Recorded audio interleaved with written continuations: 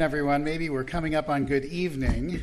We appreciate everyone's patience, and we're excited to be here. It gives me great pleasure to welcome you all here today. I've had the pleasure for the last 3.5 years to be the United States Ambassador to the Republic of Singapore. Now, we're living in a very complicated time in history. Terrorist acts, brutal war, and senseless humanitarian suffering roil our every day. Our resolve is being tested like never before, from Ukraine to the Middle East to the South China Sea. Tough decisions and complex situations.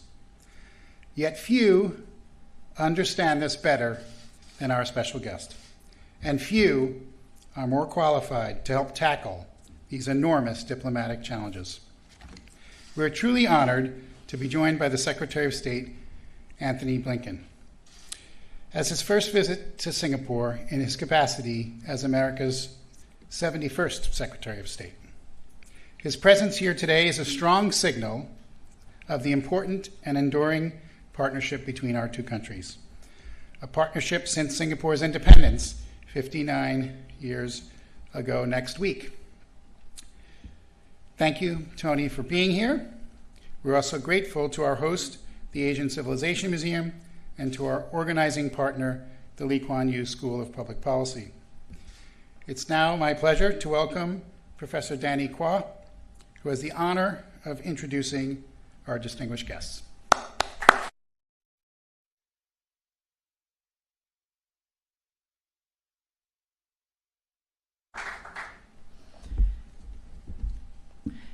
Ambassadors, Excellencies, distinguished guests, colleagues, and friends, good evening. My name is Dan Qua, and I'm Lee Ka-shing Professor in Economics and Dean at the Lee Kuan Yew School of Public Policy. It's my great pleasure this afternoon to welcome you all to this event, jointly organized by the U.S. Embassy here in Singapore and the Lee Kuan Yew School of Public Policy at the National University of Singapore. We are delighted and honored that in a few minutes we will be getting to hear Secretary Blinken in conversation with Ambassador Chan Heng Chee.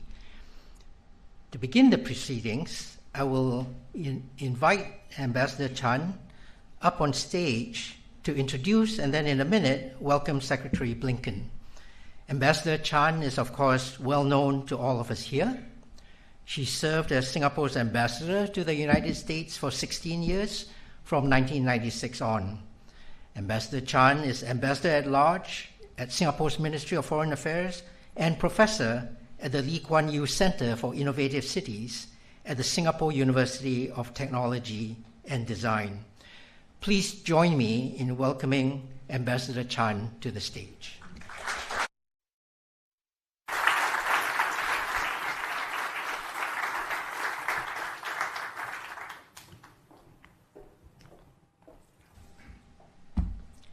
Distinguished guests, ladies and gentlemen, Ambassador Kaplan has very capably introduced the subject, and so it is now my honor and privilege this afternoon to introduce the 71st Secretary of State of the United States of America, Anthony Blinken. Secretary Blinken, as you know, has had a long and distinguished record of service in U.S. administrations. He served as the National Security Advisor to Vice President Biden during the Obama first administration. I was there. And later as Deputy National Security Advisor and Deputy Secretary of State in the Obama second administration. He is in Singapore for a bilateral visit. He held the Critical and Emerging Technologies Dialogue with Singapore officials. And you would have just heard or read that Singapore and the United States signed a peaceful nuclear cooperation agreement to explore potential civilian uses of nuclear technologies. Certainly, I agree we cannot have a better or more qualified person to answer the questions on top of our minds and to talk of U.S. foreign policy. We will have a conversation for about 20 minutes or so, 25 minutes, and we'll take a question from the floor. So I now invite Secretary Blinken to take his seat for our conversation. Thank you. Thank you, Secretary.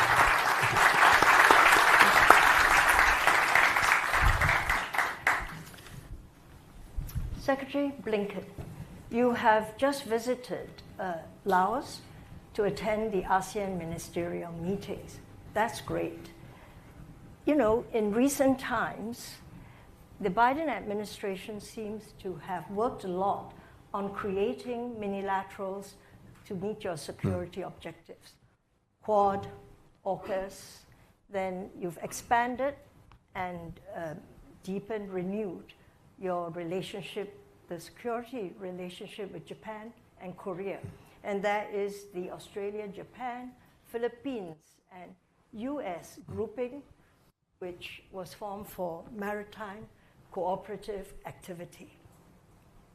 What is the place of multilaterals in US strategic thinking? Well, first, it's wonderful to be with you, to see you again here. It's wonderful for me to be back in Singapore. I was reflecting and thinking about it, and the first time I was here was actually 44 years ago, as a very young man, of course. And I've had opportunities, of course, to be back since, but this is my first visit in this job, and I'm gratified to be here because of the strength of our partnership and the value that we attach to it. And I want to come to your question because I think it's right at the heart of everything we're doing. When President Biden took office, the first thing that he instructed me to do, and all of us to do, was to renew, reinvigorate, and in some cases reimagine our alliances and partnerships, and that has been a critical part of our efforts from day one, including here in the Asia-Pacific, the Indo-Pacific, and you mentioned some of them. And what we've tried to do is not only to reinvigorate existing alliances and partnerships, but also to create new arrangements of countries that are really fit for purpose, that are focused on particular issues. But the multilateral system is also critical to what we're doing, including, of course, at the United Nations. And we see that as an integral part of our engagement around the world, because there are two things that I think motivate us profoundly. One is that there is a premium, I think, on American engagement, American leadership. Certainly it's one that makes sense for us, but I also believe it makes sense for countries around the world. If we're not engaged, if we're not leading, then probably someone else is, and maybe not in a way that advances the interests and values that we have and that we share with Singapore. Maybe just as bad, no one is, and then you're going to have a vacuum that's filled by bad things before it's likely filled by good things. But the flip side of that coin is that I think there's a greater premium now than there's been at any time in the 30 or so years that I've been doing this on cooperation, on collaboration, on bringing common approaches to what are shared challenges. The multilateral system is one key vehicle for doing that, and I think you've seen our re-engagement across that system, even as we've also been reinvigorating alliances and partnerships. Now, Secretary, you have given us a vision, the security vision, the alliance, the partnership vision of the Biden administration for the Indo-Pacific. What is the place of trade in that vision? Trade is critical. It links countries, it links people, it links economies. And I think we have to, though, think about two things. One is we want to be focused on what's actually happening in this 21st century, including when it comes to trade. So one of the focuses that we brought to this is on the digital economy. And through things like the Indo-Pacific Economic Framework, that's one of the things that we're trying to drive forward, understandings on that. Second, there are things that are so necessary and that have become so clear to us, especially with the experience of COVID, that are absolutely essential if trade is going to flourish and go forward. For example, resilient supply chains. We know what happens when we don't have them. We know the impact that that has on trade. So we've worked very hard to strengthen supply chains, to rethink them, to build resilience, to build early warning into them with many other countries. So if there's a challenge to them, we're doing something about it. But there's something else that's important to keep an eye on. Trade is vital, so is investment. Right now, the United States is overwhelmingly the leading provider of foreign direct investment in Singapore by, I think, 5 times the next nearest country. At the same time, we're also the biggest provider of foreign direct investment across all of the ASEAN countries. The United States also happens to be the biggest recipient of foreign direct investment. Why is that important? Because these investments don't happen unless there's a certain amount of trust, and also unless there's a certain amount of optimism about the future. I think we see in the magnitude of foreign direct investment a tremendous amount of trust between the United States, Singapore, countries in ASEAN, a tremendous amount of trust in the United States, and confidence that this is where the future is. So as much as I would look at trade, I would also look at foreign direct investment. You're right there, but I would like to explain to you, Secretary, that in the thinking of Southeast Asians and Asians, trade is extremely important. Lee Kuan Yew in the 1980s, gave a congressional joint address, and he spoke about democracy and trade going hand in hand. You cannot promote democracy if you don't promote trade. Yeah. So I get very discouraged when I hear Americans say we can't do trade. Well, of course, I agree with his insight. I think that's very much true. It remains true. We remain a great trading nation, as is Singapore. I think, though, what we have to also be focused on is making sure that trade works for our working people, that it works for our companies, that it works for our societies. And we also have to make sure that we are adequately dealing with sometimes second and third order consequences that come with it. I'll give you an example. Right now we have a challenge when it comes to China with overcapacity. That is producing in certain sectors and certain industries well beyond not only the needs of China, but of world demand, and doing it in a way with subsidies and other forms of support that not only create unfair advantages, but create an environment in which, when that kind of trade goes forward, it has the potential to flood and, as a result, ruin entire communities, companies, workers who are on the receiving end of something that's not fair or not balanced. We have to also be able to deal with those kinds of challenges to the trading system. Certainly, but we hope that the way countries respond would not be through protectionist measures, more protectionist measures. Now, let me go back to the earlier discussion on the vision of the lattice framework that the United States has created for security. Now, strategic deterrence under U.S. leadership is something I think I understand why you are doing this. Like-minded countries come together so that they can deal with a fast emerging challenge, adversary, or a threat. But is the United States also starting to build confidence-building mechanisms with your potential adversary? Absolutely, and that's critical. It's vital. And let's take, again, the relationship with China.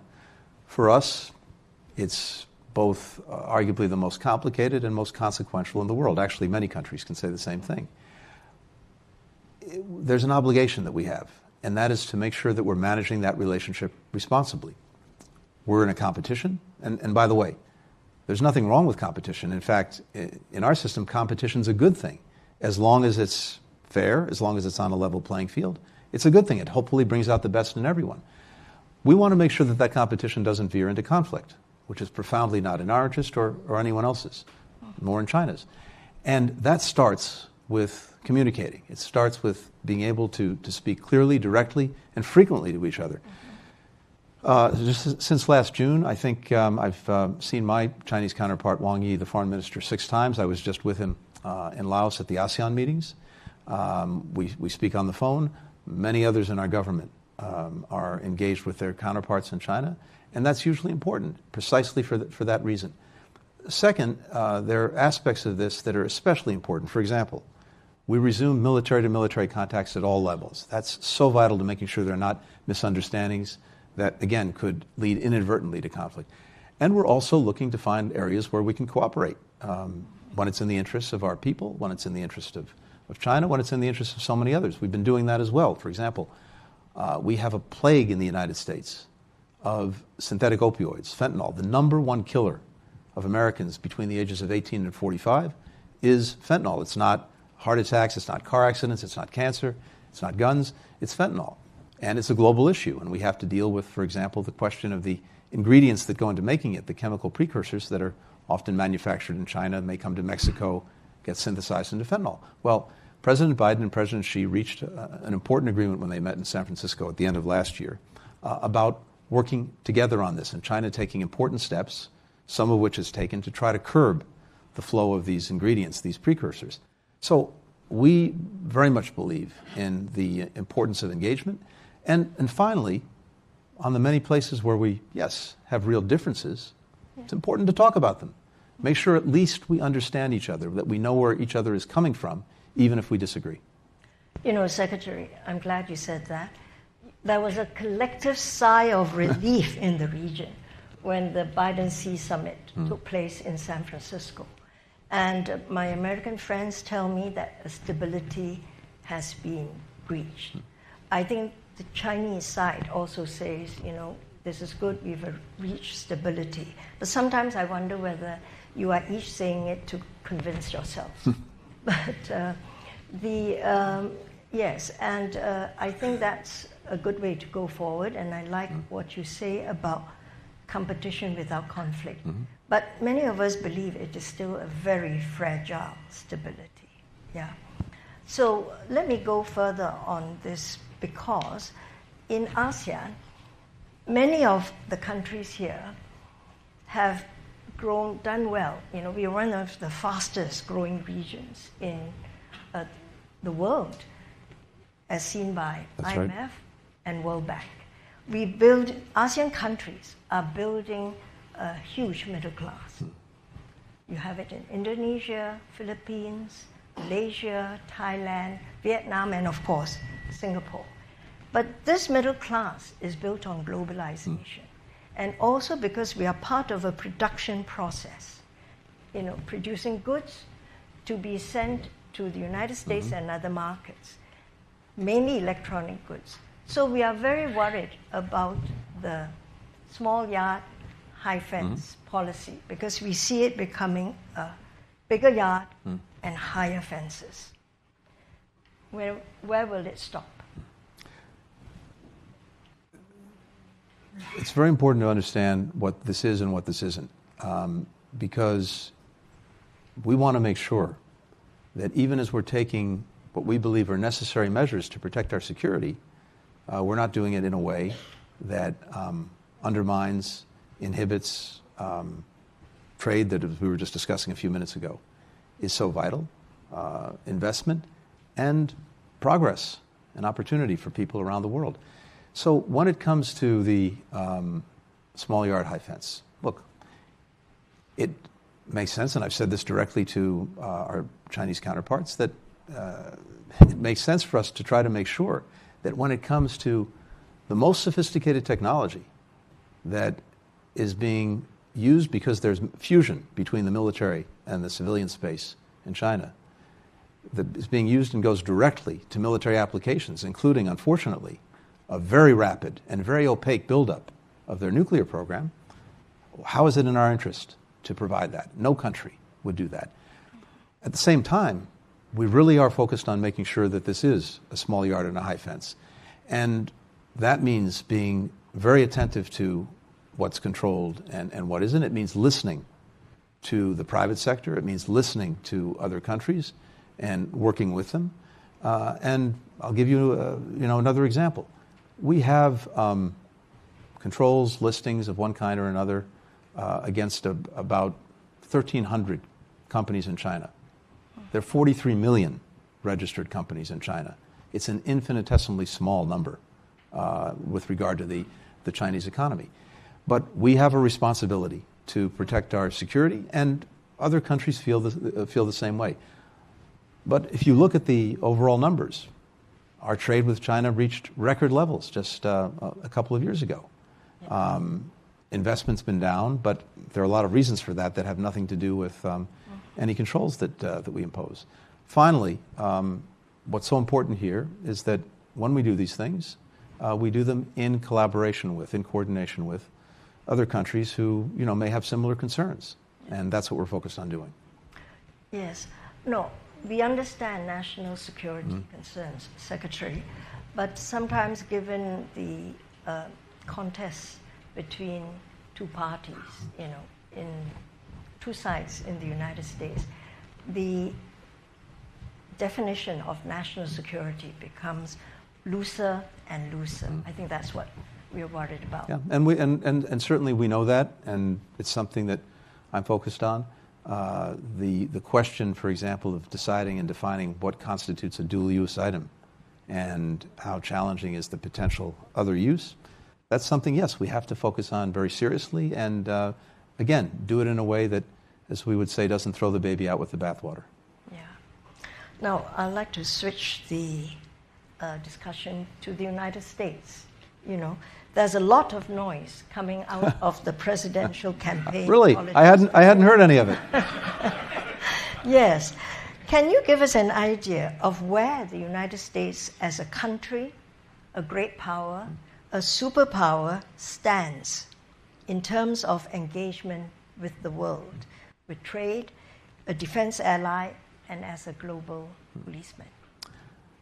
So we have these periodic things called elections. And I think it's normal that before every election, given the importance of this moment in history that our country has around the world, that of course people ask questions. They wonder what's going to happen in a given election, what direction does the country take, and maybe there are lesser or higher degrees of that on any given election, but it always happens before every election. And I understand that. I think that there are a number of constants that don't fundamentally change, irrespective of who wins a particular election. One is that if you look at most of the polling, if you listen to our fellow citizens, they actually want the United States to be engaged in the world. They understand that in order to actually get things done at home, we also have to be working with others around the world. And that remains by far the majority opinion. They strongly prefer that the United States not engage the world alone. They know the benefits in partnerships, in alliances. And again, that's a constant. And I think that remains no matter what. The flip side is equally important. What I'm hearing is, I have the great honor of going around the world on behalf of the United States, is that most countries actually want us engaged. Yeah. They want our leadership. They want our partnership. And that's a very positive signal that resonates back in the United States. So, look, I do understand the focus on this, but I'm also very confident that at the end of the day, most Americans see the benefits of our engagement around the world. Well, you will understand that amongst your friends and countries around the world, they are concerned whether there'll be a continuity of policy between administrations, whether it is climate change, technology, policy, or whatever. And so some countries worry when they are negotiating deals with the United States. Will that stand if it is another administration? It's the nature of our system, and I think people have seen that, know that over many years. We have so many actors in our system that are important, and of course the federal government stands at the top, but our states play incredibly important roles. Our cities play incredibly important roles. There are connections that have grown stronger and stronger over the years between our states and other countries, between cities in different places, that continue to drive things forward, sometimes irrespective of what the national policy may be. Climate's a great example of that. And look, if you're sitting in the United States and you care, as so many Americans do, for example, about climate change, and Singapore and the United States are two countries that have been a leading edge of doing something about it, we know, for our part, that even if we somehow did everything right at home in terms of emissions and in terms of global warming. We're 15% of global emissions. That means that we somehow have to find a way to encourage the other 85% of emissions to be dealt with, and that means working with other countries. You played with a rock band in your younger days. Cool, you know. And recently in Beijing, you were going to music shops with Ambassador Nick Burns. That's right. You bought Taylor Swift CDs and Douwei. I don't know if anyone's heard of Taylor Swift, but I gather she might have come to Singapore recently. Yeah. And you bought Douwei. That's right. Rocker. Who's terrific. I haven't heard of him until you. I say, if Secretary Blinken buys it, I'll see. Well, it was a recommendation from the very nice gentleman who owned the record shop, but he's terrific. He's terrific, great music, good beat, and the lyrics are very good. Do you still play in a band? Occasionally I've gotten up and done some kind of charity event. But what I've found is, if I ever have a room and there's an event that's running overtime and we need to clear the room, the best thing for me to do is get up and play the guitar. It clears the room immediately. Electric guitar, someone told me. An opera singer told me this, actually, just 2 days ago.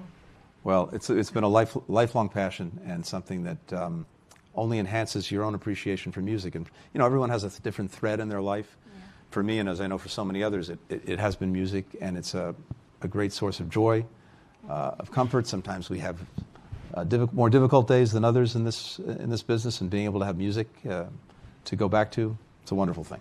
Well, thank you very much, Secretary Blinken. I'm going to allow some questions. Very good. Question from the floor, left side, please.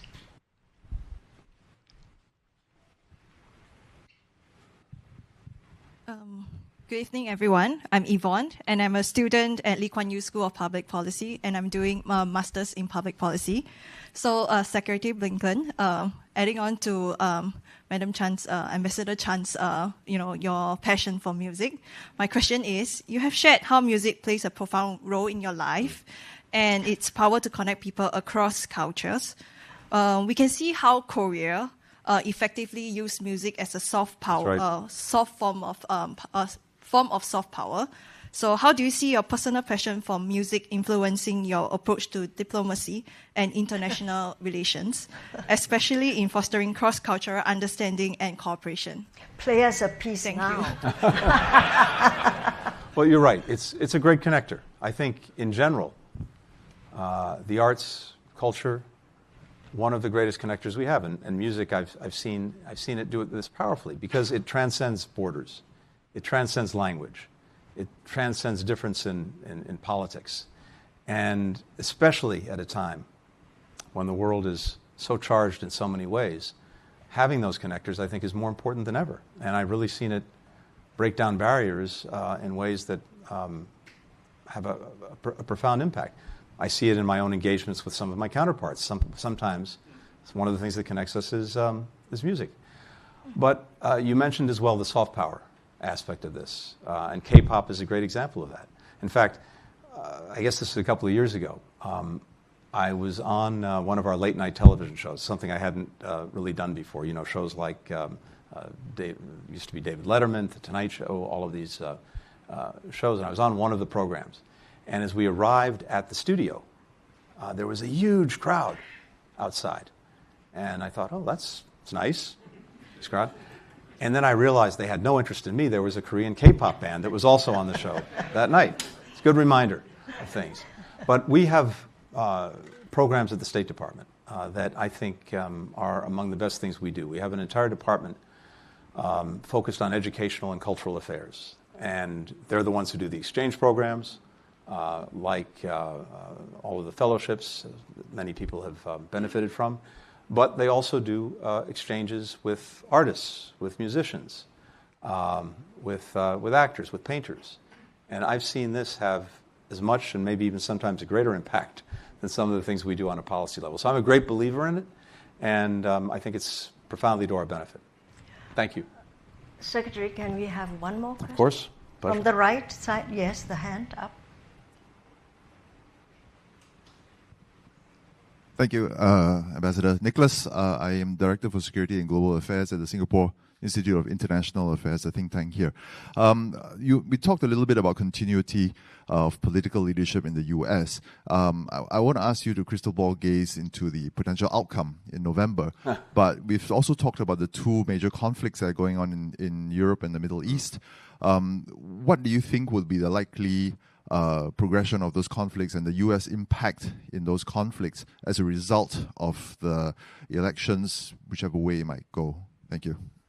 Well, look, one of the benefits of my job is that I don't do politics. I just focus on policy and try my best to help develop and then advance the best policies we can to deal with the many challenges that we're facing. And certainly, predicting an election in our country is something I wouldn't hazard to do. Our elections have been very, very close, and I expect this next election is likely to be the same, just looking at it as an American citizen. But what I'm focused on and what President Biden's focused on really are the next 6 months between now and when the next president takes office, in making sure that we're doing everything we can on all of these fronts to try to advance peace, to try to advance security, to try to advance not only our own interests, but the interests of so many of our friends and partners. I'll say very briefly, when it comes to the ongoing aggression by Russia against Ukraine, our support for Ukraine remains resolute. You've seen that in the very strong, albeit delayed, bipartisan support for the supplemental budget that we put forward for Ukraine. We see it in everything that came out of the recent NATO summit. We see it in the agreements that now more than 20 countries have signed to support Ukraine over the long term in making sure that it has a strong defense and deterrent capability. And ultimately, whatever happens over the next 6 months, I believe strongly that Ukraine will be a successful country. And the successes I would measure by looking at, is it standing strongly on its own feet, militarily, economically, democratically? Is it integrated with the institutions that it wants to be integrated with? And I believe it's on a trajectory to do just that. The support of so many countries around the world is vital. When it comes to the Middle East, we're working virtually every minute of the day to try to bring this to a better place, and in particular, to get a ceasefire in Gaza, to get hostages coming home, to try to put Gaza and more broadly the other areas of potential conflict in the region on a better track. And from my perspective, it's imperative that we get that done, and we're working at it. And we're doing that, again, irrespective of an election in our country. We're doing that because that's our responsibility in this moment. And as long as we have that responsibility, we'll continue to do our best to get to the right place. Thank you. We have 1 more minute left. Short question, yes, in the center. Do you have a loud voice? Please speak up. Good. Thank you, Senator. Thank you, Secretary Blinken. So my name is Scott. I'm also a student from Kuan School of Public Policy, and I'm Just online order. Yes, so my name is Scott. I'm a Lee Kuan Yew School of Public Policy, Masters of Public Policy candidate.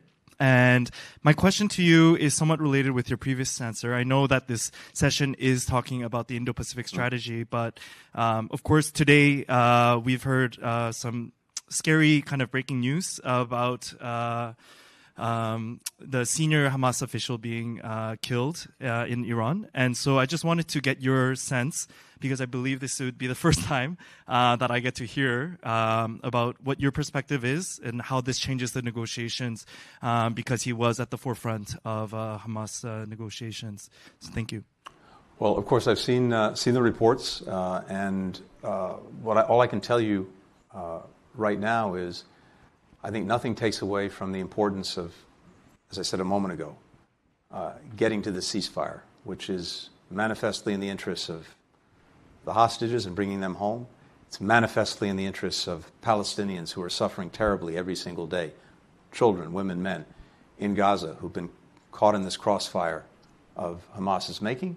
It's profoundly in the interest of trying to put things on a better path, not only in Gaza, but actually throughout the region, because so much is tied to what's happening in Gaza right now. We've been working from day one not only to try to get to a better place in Gaza, but also to prevent the conflict from spreading, whether it's in the north with Lebanon and Hezbollah, whether it's the Red Sea with the Houthis, whether it's Iran, Syria, Iraq, you name it. And a big key to trying to make sure that that doesn't happen and that we can move to a better place is getting the ceasefire. I'm not going to speculate on what impact any one event might have on that. I've learned over many years never to really speculate about that because we simply don't know. What I do know is the enduring imperative of getting the ceasefire, and what I do know is we'll continue to work at that every day. Thank you. Sorry, ladies and gentlemen, I'm afraid I will have to bring this discussion to a close. I've been told, absolutely, So let us show our appreciation to Secretary Blinken. Thank you. Thank you. Thank you. Thank you. Thank you. Thank you so much. Great to be with you. Thank you. Thanks, everyone.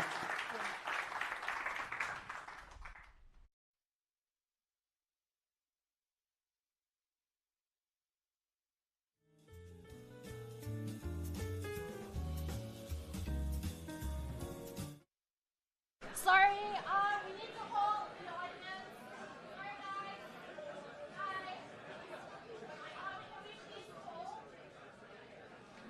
Hi, sorry, everyone. Can we please hold while we wait for the secretary to make his way to his next venue?